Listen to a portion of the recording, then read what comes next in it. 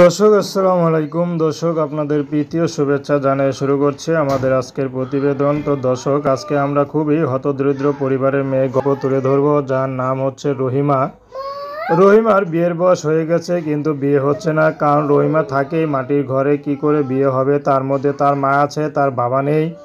তার ছোট একটা বোন আছে, বোনেরও স্বপ্ন দেখে বোনকে নিয়ে, বোনকে ভালো পড়াশোনা করাবে, ভালো জায়গায় বিয়ে দিবে, ভালো চাকরি করবে।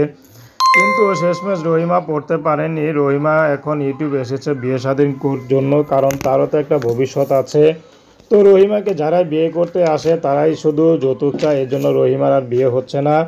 তো রহিমা চাচ্ছে ভালো একটা মানুষ, যে মানুষটি তাকে শুধু ভালোবাসবে, কোনো টাকা পয়সা চাবে না, এরকম একটা মানুষ পেলে রহিমা বিয়ে করতে পারবে। রহিমা কোনো যৌতুক দিতে পারবে না, কিন্তু স্বামীর সুখ শখ আল্লাহ সব কিছু পূরণ করতে রহিমা পারবে। তো রহিমা বর্তমানে পাশের বাসায় কাজ করে যা পায় তা দিয়ে সংসার চলে। আগে তার মা যেখানে কাজ করত, আর বাড়ির সামনে যে উঠোনটা দেখতে পাচ্ছেন, সেখানে হয়তো লাউ মিষ্টি কুমড়া এসব বনে। তো ওখান থেকে কিছু সবজি তুলে মাঝে মধ্যে রান্না করে পেট সংসার চলে। তো এত হতদরিদ্র পরিবারের মেয়ে কি করে বিয়ে দিবে? তো এখন রহিমা চাচ্ছে ভালো একটা জীবনসঙ্গী। সে যদি বিবাহিত হয় তাতেও কোনো সমস্যা নয়, তার যদি কোনো বুড়ো পুরুষও হয় তার কোনো দুঃখ নাই। তো দর্শক, প্রেম ভালোবাসা সাহায্য সহযোগিতা বিয়ে শাদী করা একান্ত আপনাদের ব্যক্তিগত ব্যাপার। আসুন আমরা ৫ ওয়াক্ত নামাজ পড়ি, দেশের সেবা করি। আসসালামু আলাইকুম।